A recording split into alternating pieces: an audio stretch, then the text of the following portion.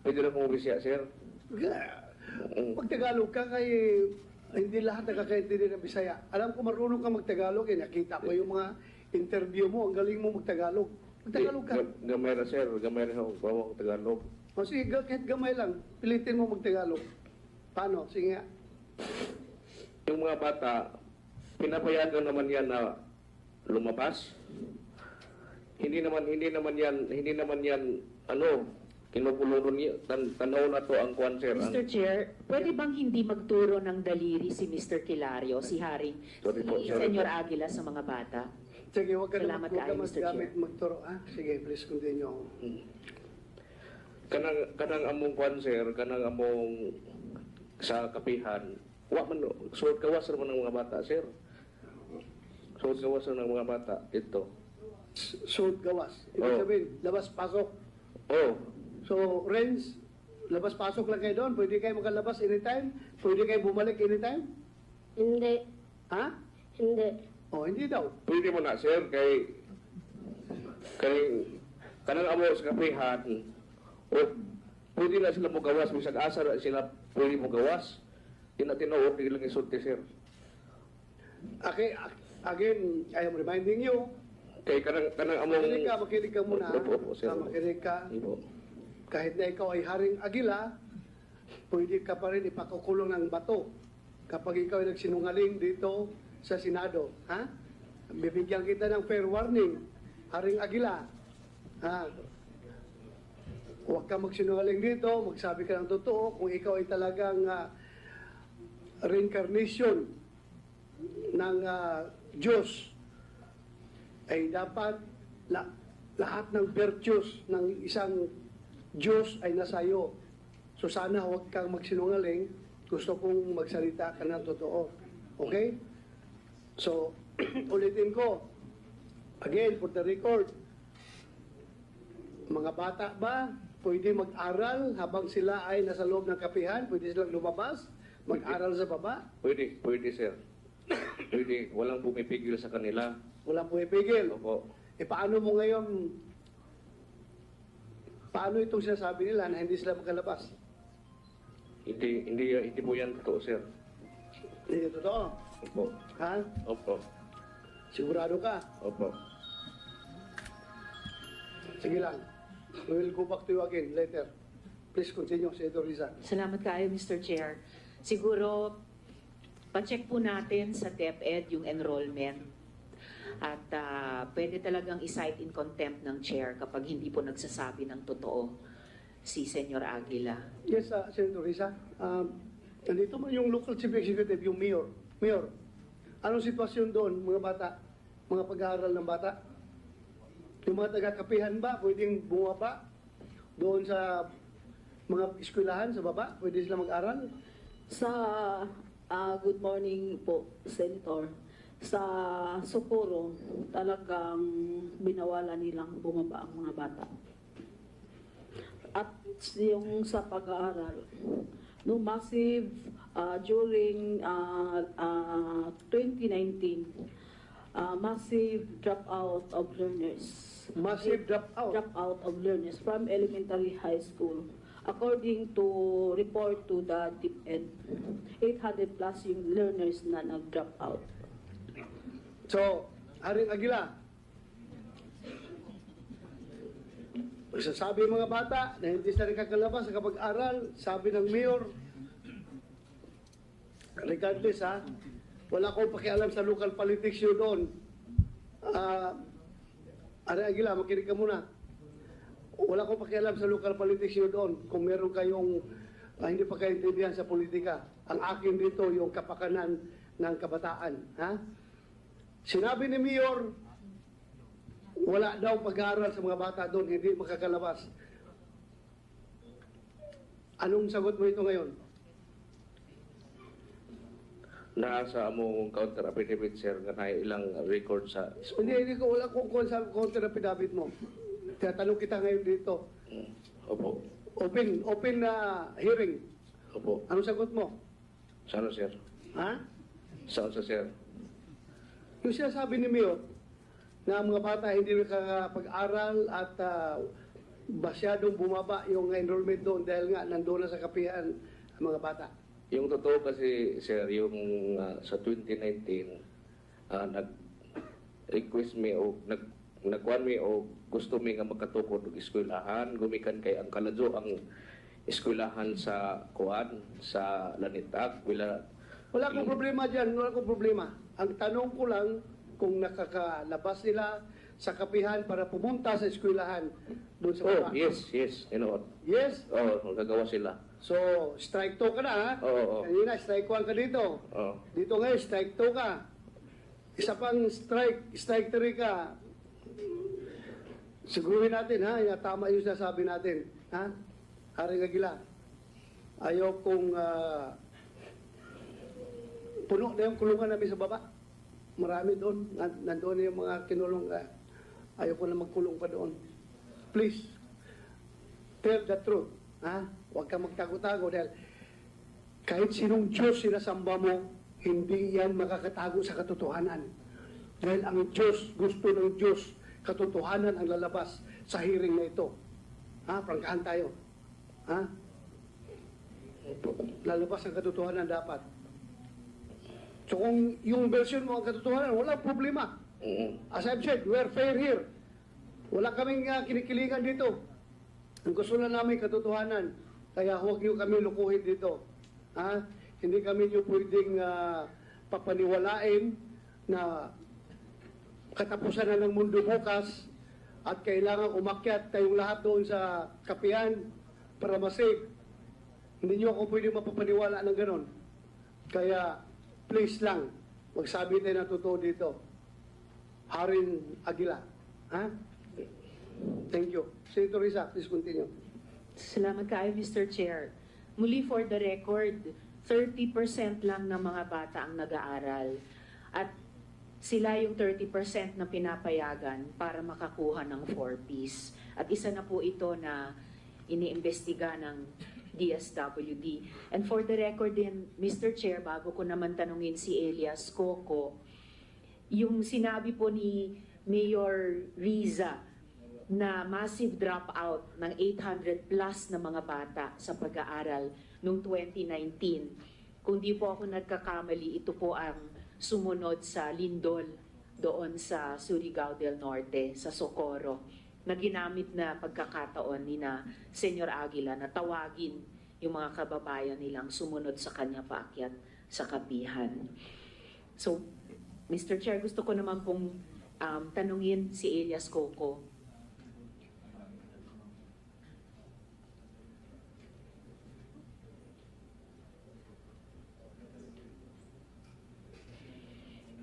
So, Coco, tulad ng tanong ko kina Jane at Renz, ano yung mga naranasan mo doon sa kapihan?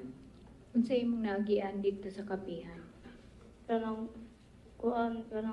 masi-masi na pagkuhanan is paksol bantayon kay sunod humanda zon anak kuan na sumi ka ng mag-form sunod mga mag-form magmasi-masi may sunod mag-jogging buhangin raksak buhangin raksak. Pinapagawa sila ng masi-masi, Your Honor, and then Ano yung masi-masi? unsa man ang masi-masi? Kanang training sa marag pareha sundalo na training. Parang para sundalo na training, Your Honor. Okay, tulad nung sinabi ni Renz kanina. Ano pang naranasan mo, Coco? Pinababatay sila sa foxhole at may mga formation sila, mga jogging at mga masi-masi.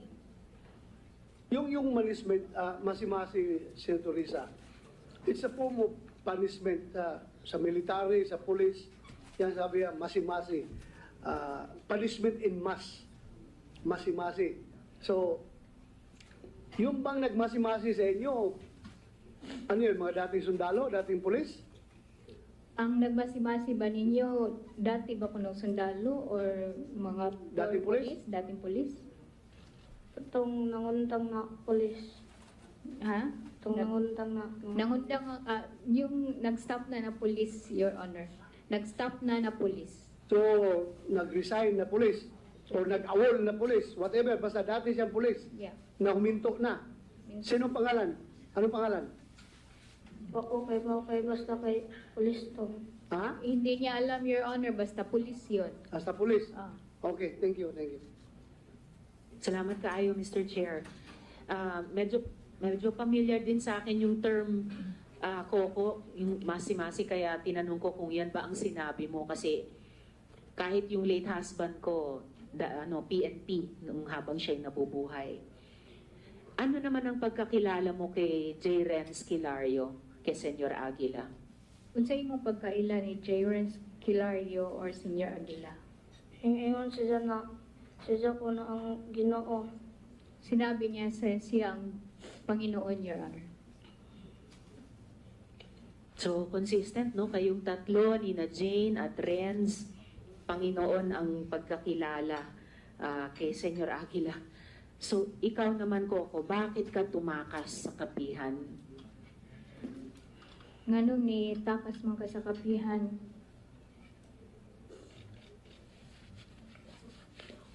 For a while, Your Honor. Okay po. Sorry, Coco.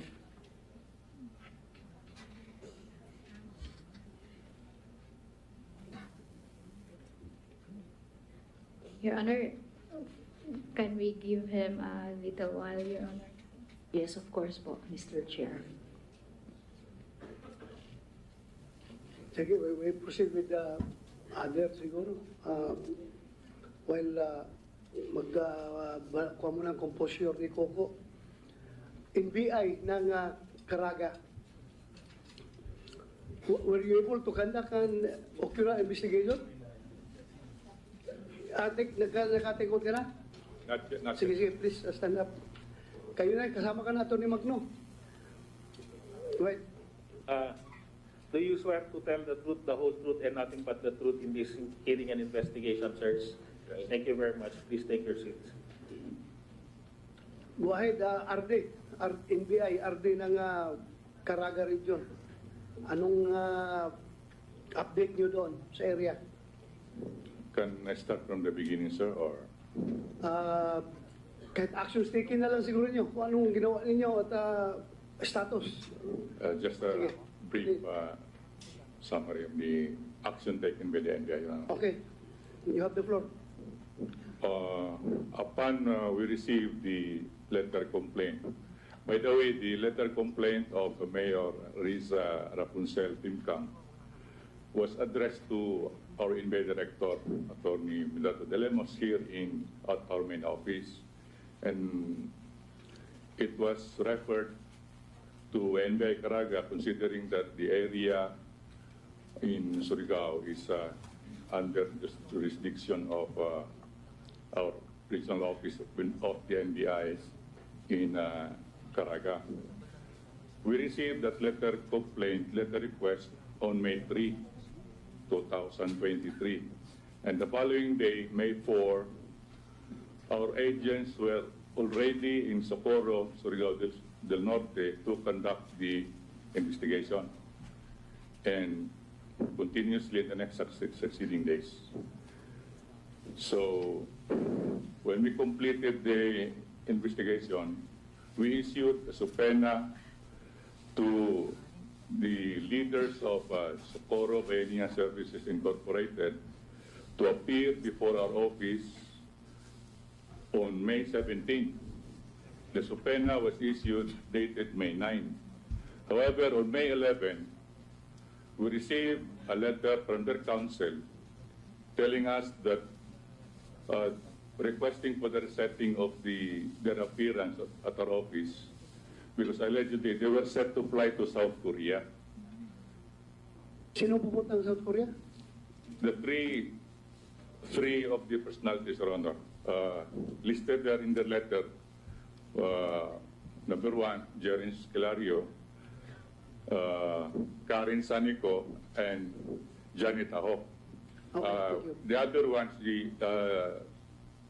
Mamerto Galinida was included. in the letter that left for South Korea. That's why we waited for the May 17th schedule, as we were hoping that at least one of them will appear at our office. However, on May 17, nobody appeared. So on May 18, the next day, we issued again another subpoena for the four of them to appear at our office on May 30. So, but on May 30, still nobody appeared. They did not appear, the four of them, for reasons only known to them. However, they just sent the lawyer to our office.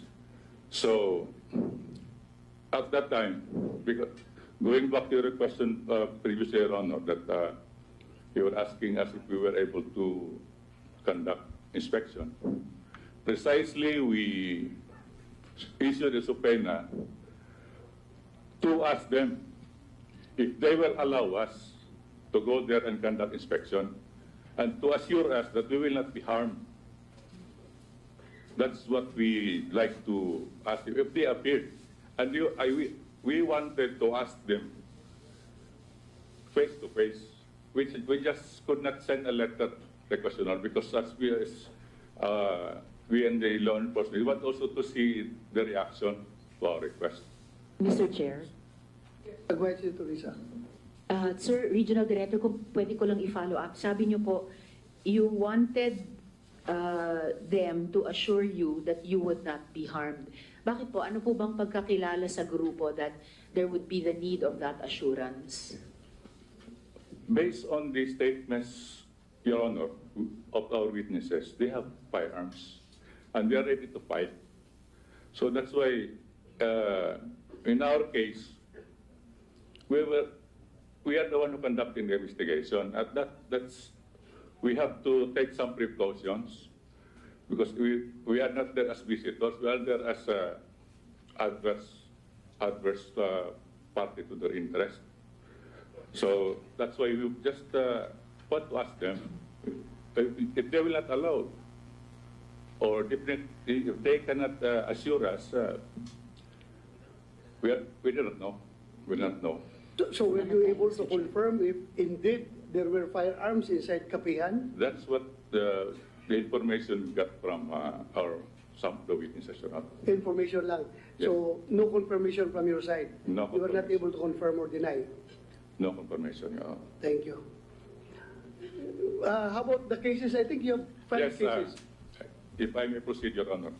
Yes, When please. they did not appear on May 30, so we have no recourse but to endorse the case to the Office of the Provincial Prosecutor of Surigao del Sur on June 1, a day after the scheduled appearance, for evaluation and, if warranted, for the conduct of preliminary investigation.